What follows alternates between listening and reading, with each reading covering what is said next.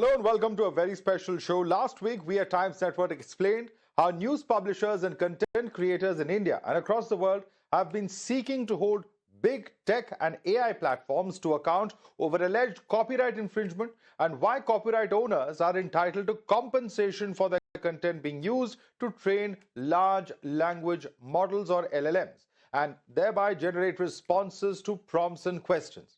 This week, our focus is on a different aspect of the face-off between publishers and big tech. It's about advertising and revenue. Now, the Competition Commission of India is examining whether the tech giant Google has been unfairly restricting competition and engaging in anti-competitive practices in different layers of its advertising technology stack. On another case, the CCI has also been looking into what has been described as bargaining power imbalance, wherein digital news publishers are allegedly losing out on advertising revenue due to lack of transparency and Google's market position in online digital advertising intermediation services. Now, publishers have argued that the share of ad revenues by Google has been unilateral and non-transparent and amounts to an imposition of unfair conditions on publishers. Now, why is all this relevant? According to one estimate, the digital advertising in 2026 is expected to reach around 8.41 billion US dollars, forming about 61% of India's total advertising expenditure. As far as news publishers are concerned, 2/3 of revenue is dependent on advertising and around 1/3 on subscriptions. If a portal like Google, which already enjoys dominance in the search engine market, is in a position to also leverage its own advertising service functions to ADX to charge higher prices, where's the flexibility for news publishers and other advertising services? Now, this concern is part of a global trend. In April last year, in an antitrust case filed against Google by the US Department of Justice, the US District Court for the Eastern District of Virginia said that Google had, quote, harmed Google's publishing customers in the competitive process and ultimately consumers of information on the open web. In 2025, the European Commission fined Google 2.95 billion euros for breaching antitrust rules by preferencing its own online display advertising technology services to the detriment of competitors. Now, a similar investigation is underway in the UK as well. Google, in its defense, has said that it competes with several players across mediums when it comes to advertising. It says it is wrong to suggest that Google is dominant in the market for online display advertising in India and that it also competes with several other companies that offer tools when it comes to ad tech. It has said that large publishers rely on an average of 6 different platforms to sell inventory and media agencies use 3 on an average to buy ads. So the debate continues, the investigations continue, and it remains to be seen how it all unfolds. We're calling this the publishers versus big tech debate, and we throw the floor open to our guests. I'm being joined at the moment by Mishi Chaudhary, technology lawyer. With us also is Kanishk Agrawal, technology and AI expert. We have Venkat Lakshmi Narasimha, who's the ED and head of solutions for India and the Middle East at Dexian. We have Swapnil Srivastav, advocate, also joining us on the show. Now, let me start with you first. Mishi Chaudhary, how do you look at this argument? Because this is a bit of a vexed problem for quite some time. We've, of course, discussed the various jurisdictions from US to EU to UK and also in India, where there's this basic argument that somewhere or the other, the publisher's information is being used and the advertising advantage is being taken by Google and, of course, in this context, Alphabet Incorporate abusing its dominant market position in advertising technology. So I think it's pretty apparent that Alphabet, Google's parent company, 76% of the revenue still comes from advertising. In fact, most of the large internet successful companies, barring some of the new ones which have come in infrastructure, do derive their revenue from advertising. That also tells you as how big these companies are, but most of the business model internet has been not able to do anything about it.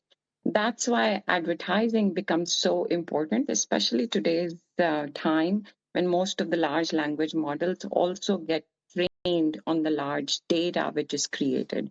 The publishers themselves are basically saying, if a large player is going to be controlling the entire market, not only serving their own ads, but also control the various aspects of the ad stack, then where does it leave us? Because every time this intermediary, which is Google, takes a share of digital advertising where we are perhaps playing in that field. You already talked about different jurisdictions, and why this is a concern in different jurisdictions is because Google not only sells advertising on its own websites and apps, but between the advertisers who want to place their ads online and the publishers, it also fits in completely there. And these advertisers and publishers are relying on this ad tech industry's digital tools for the placement of real-time ads, which are not linked only to a search query. Now, it could be banner ads, it could be something else, it could be programmatic ads. Now, those two buying tools, which have been at least a discussion in the Virginia case, in the EU case, etc., Google is the one which is providing all of these technologies. But because of that position where you not only control the ad tech, but you're also interested and playing in the field yourself, and you compete in that field yourself, and you have a dominant position, then how does a regulator, which is supposed to make markets more competitive, going to address this issue and then ensure that all actors behave in a manner that the playing field is leveled? Right. That's what's being examined. That's what's being looked into. And it gets more and more interesting as new products are launched, whether it is AdSense. Absolutely. And in fact, it's not just Google, but all the other big tech giants also who have, various offerings, will all of this dovetail, for instance, into the AI offerings that they have and the platforms that they have is also a big question. Let me take that question across to Kanish, because Kanish, here's what the US District Court of the Eastern District of Virginia said in 2025. They said that in addition to depriving rivals of the ability to compete, this exclusionary conduct substantially harmed Google's publisher customers, the competitive process, and ultimately consumers of the information on the open web. So this sort of monopolistic allegation that has been there against Google, how much does this apply to Google's other tech rivals as well? Because as we head into an AI sort of a space, again, there would be the possibility of a similar alleged misuse that could be possibly happening over there as well. How do you look at it, Kanishk? See, let's look at this from an underlying problem. And I think briefly was touched upon, is about data. So when you talk about Google or any other platform player, they see what we search, right? They also know what we watch on YouTube. And the apps that we use are also on Android, and where we go from a Google Maps perspective as well. So when you talk about data, I think there is no rival ad exchange or a platform that can match that, because from an ecosystem perspective, and that's why Google is controlling that. So the underlying problem is that from a stack perspective, from an ad tech perspective, that how this data advantage can be persisted and how we can solve the problem with the right solution. So it is about data access, how we can enable data portability to other players. Now let's look at from an Indian context perspective that we have regional players that are there, right? Let's look at the advertising agencies and others. So Google has become an ecosystem where it works for everybody. But the challenge is that they lose around 5% to 30% per impression, which is a major problem from a monetization model perspective. They do not have any subscription base, there is no event business, and there is no branded content pipeline perspective.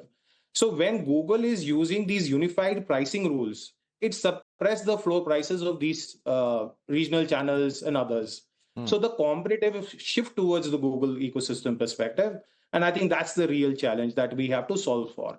So I think from a CCI perspective, when they're looking into this, fundamentally, India is not Europe, neither it's US. We have to look at this from an institutional imagination perspective. So when we have built UPI, they didn't regulate payments, right? It redesigned the way we make payments. True. We look into ONDC, right? They didn't break e-commerce, but it opened the protocol. Now, the question for CCI is not about how do we punish Google or any other platform. I think we have to focus on how we can build an open ad exchange layer that we build an open payments layer. Why not? So let's do that. Swapnil, do you agree with that? Yeah, can we actually work out something like an open ADX layer? And end of the day, I also want to ask you, is it just a coincidence that there are so many jurisdictions that have found merit in the argument that Google has engaged in anti-competitive practices? What's the way forward? So see, as rightly pointed out, India is not US, India is not Europe. We have to look at the Indian context within the framework of the laws that exist here. Now, so far as allegations of anti-competitive practice on part of Google are concerned in India specifically, this is not the first time this is coming up. It came up for consideration before the CCI in 2014. It came up for consideration again in 2024. On both occasions, the CCI held that none of the allegations against Google, so far as abuse of its dominant position or abuse or discriminatory practices in its ad schemes are concerned, were made out. What we need to understand today is that we are in an open market. It's an open market. Anybody can do what they want to. Anybody can price their services the way they want to. And Indian law specifically does not prevent anybody from assuming a dominant position in any given industry. The problem arises when they begin to abuse that position to create anti-competitive issues within the market. So far as that is concerned, on 2 occasions in the last 10 years, whoever has come and claimed issues against Google has failed to prove that in the court of law. So it remains to be seen that since the last time the case of 2024 was closed only in August 2025 by the CCI, Right. holding that nothing is made out against Google. So Okay. it remains to be seen what has changed in the last eight odd months that new claims can be sustainable against Google so far as anti-competition is concerned. Okay, Venkat, how do you respond to that? And the charge that nothing has been proved, and be it Google's defense, especially in context of India, that pricing is transparent, that it competes with several companies in the ad tech space. Thank you. Thanks for having me. I don't think this is a question about pricing, and neither is it a question about abuse. It's about control. I think the other gentleman mentioned that so clearly. When the same company has access to the infrastructure, to the demand side platform, supply side platform, and everything else, there is no transparency in the system. I think all that we should be looking at is transparency in the system, so that maybe an independent audit can be done in how demand side and supply side are matched in the exchange platform. So it is not so much about how successful Google is. It's rather about how transparent Google can be in India for the services that they offer.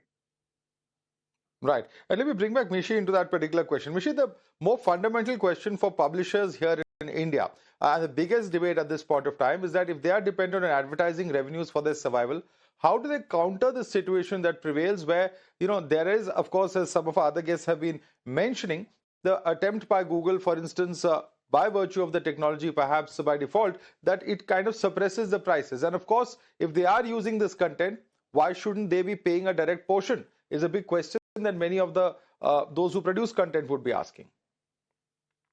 Absolutely. And to your point about it's not a coincidence that different jurisdictions are looking into it, because when a dominant player engages in behavior which does impact basically the operation of different content creators, whether it is you, whether it is other newspapers or anyone else who can be determined to be a publisher, when they cannot actually have the same kind of access to revenue to fund their business models, they are going to examine what the market is doing.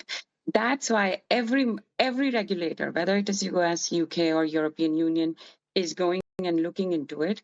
And there is this argument in antitrust, which we talk about kying and abuse of the dominant position. So you are dominant in a place, you also control the tools of it, but you have your own products to push as well. When that happens, and the idea that there might be some smaller other players which can play in this market, but they don't have the same access, they don't have the same interoperability to what tools you are offering, then what happens is the remedy that then it becomes a lock-in for it. Then if you're logged into one ecosystem, that you're relying only on that ecosystem because there is no other way to move somewhere. All the other players are very, very small here. And that's why when Google is basically saying, when other publishers are saying in India is that we are losing this much of revenue because when we want to push our ads, when the ad server is doing what it does, what's the job of the ad server, then we don't get the same benefits from playing in the stack as the house gets it. It's like if house is always going That's to a good point. I want to get a quick round of comments before we close this debate from everyone. So Kanishk, would you like to take that question? What really is the way forward for competitors, for publishers who say that when it comes to competition, it appears to be a bit unfair in terms of them losing out on revenues, whereas their costs continue to remain the same in terms of producing the content? I think that's a valid point and point of worry as well. But see, there is another structural separation that I would like to do. That and it is a harder question. Who operates the separate ADX? That means, and who will maintain the fraud detection and the latency infrastructure? Google has invested billions of dollars in it for an advertiser verification system. So when I look into the platform perspective, it's not just a utility. You cannot just hand into a regulator and ask them to function accurately from next day. So what we have to look into the behavioral remedies. So it is very important for these platforms and other competitive landscape to identify that from a behavioral remedy perspective, how we can being more transparent, how we can ensure the data is shared, the data portability is there, the rights for the publishers as well. It's less dramatic and very hard to execute. So let's make that happen.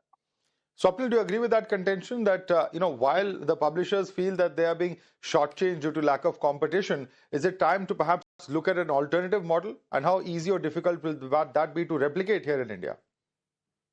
No, I agree with him when he says that, it's something which is very difficult to execute. It doesn't sound sensational, and it boils down to brass tacks where you have to involve all stakeholders, etc.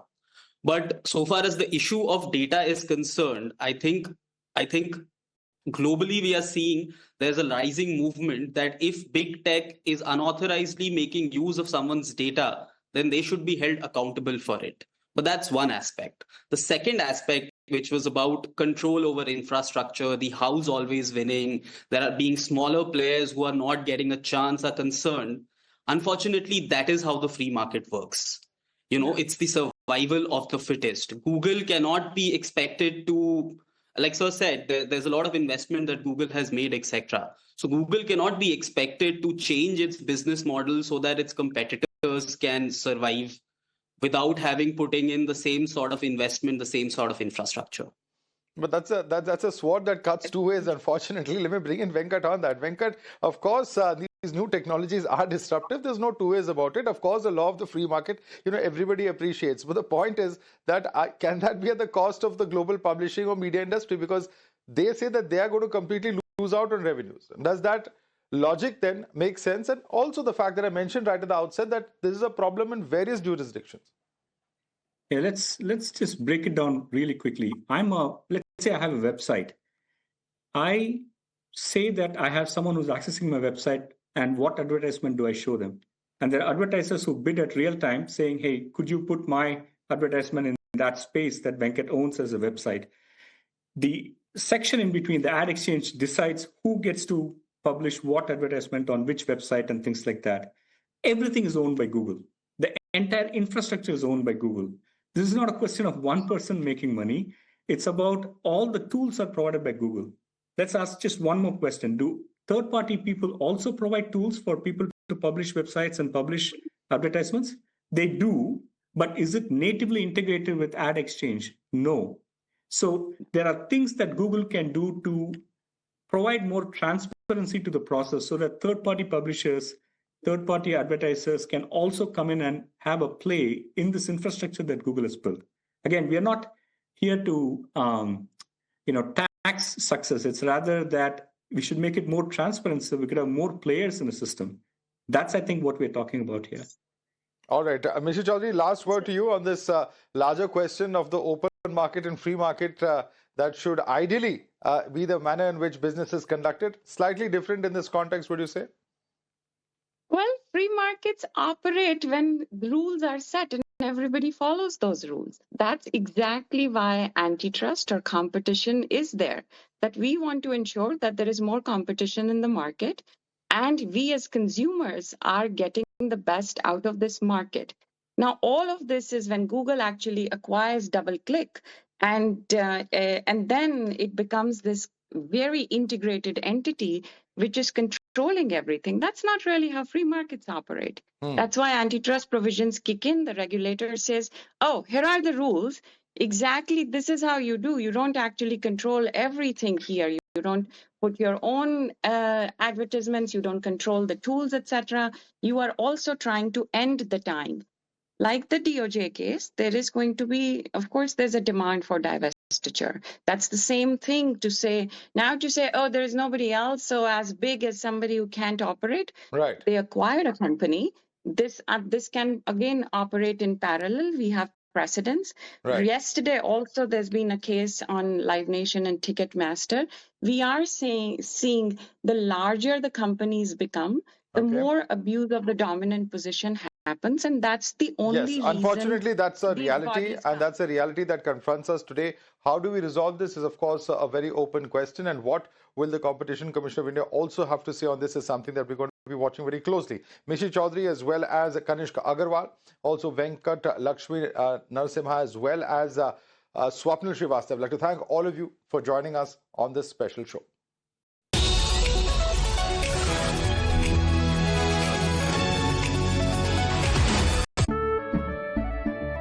केसरिया से